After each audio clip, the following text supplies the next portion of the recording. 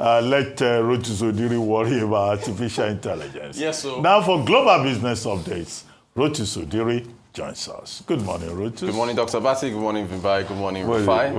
I mean, in case everybody's wondering why we're giggling, I was saying that Dr. Bati is going to run INEC. He should let us vote with our phones. We have a report, so we put it out there. But Dr. Bati, please, if you enter that position, into that position, please work. There's some studies that are being done. I know the law doesn't allow for it.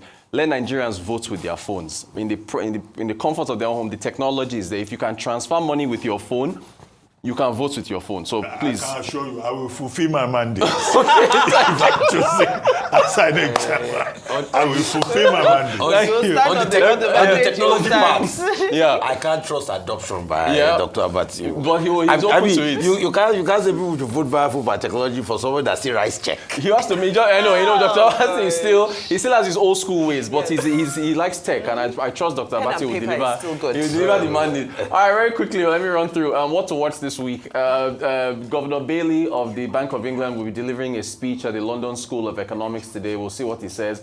Tuesday, of course, is the Monetary Policy Committee decision in Nigeria. Wednesday, German Business Sentiment Index, unemployment numbers,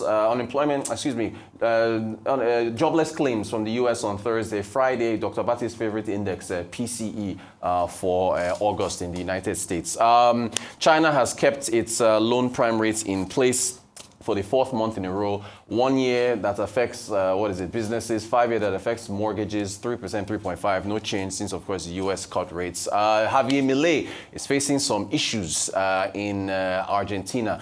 The peso suffering a big drop. They spent $1 billion in 3 days defending the peso. They're trying to keep it from falling below its band. So I remember I told you about that election in Buenos Aires. His party lost. There's been a lot of, investors are pretty worried about whether or not he can carry on with his reformist policies. Also, I hear he has some scandal involving his sister that is part of his government as well. So, there's some, things are pretty shaky there, And that's, this whole thing about dollar weakness, it doesn't mean that every currency around the world is appreciated as a result of that. There are more unique circumstances. So, Milei has some challenges ahead for him. Coming to central banks, we've updated the notable central bank decisions. We just added Governor Cardoso of Nigeria here at the bottom. Again, it's a vote. We'll see what they decide to do, that the MPC.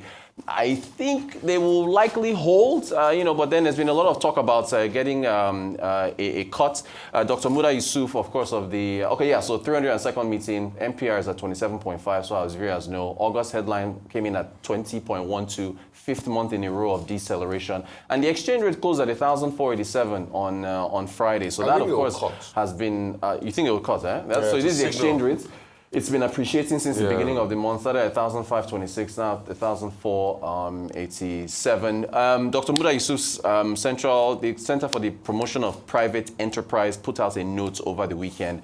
They talked about the key achievements of the central bank under Cardoso, as far as transparency is concerned, liquidity in the foreign exchange market, stability, and corporate governance and the like. So praising them for that. But the CPP still raised, concerns. In fact, and Rufai keeps bringing this up. The high level of, the high MPR is, of course, impacting the ability for SMEs to borrow. So they suggested that there be a gradual easing in the monetary policy rates and the cash reserve ratio, which is at, I think, 50% for deposit money banks. So we'll see what they decide. Aviation news, Air Tanzania has added Lagos to its routes. There was an inaugural flight on Friday.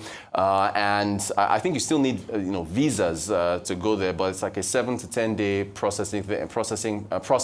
Rwanda, of course, and Kenya, looking at other East African countries, you don't need visas to go there. But for people like me who have never been to Zanzibar, or people who keep taking those vacation pictures, I'm pretty excited that they've got, these routes. And don't forget, I think we have Lagos-Sao Paulo routes now after President Tinubu went to Brazil. And then finally, Enugu Air.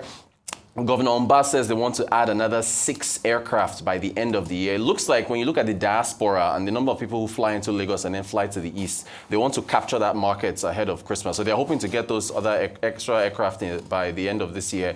And also they want to include a cargo wing at the airport in Enugu for the first quarter of 2026. That is our update. Good stuff. But we also like Yeah, well, the time, unfortunately. Time. Blimey. Well, Dr. I don't know what Abati, to say. INEC, the phone, voting by phone. Please look into it. It will end ballot snatching. Okay, Look into it, please. when we get to that bridge, Yes, we'll cross it. I support you. You have a capable I campaign was going team. to ask you about MPC tomorrow. Hold, I need a hold. You already, Yeah. you already, Yeah. okay, express a view. Thank you very Thank much you, for thank joining. you, thank you.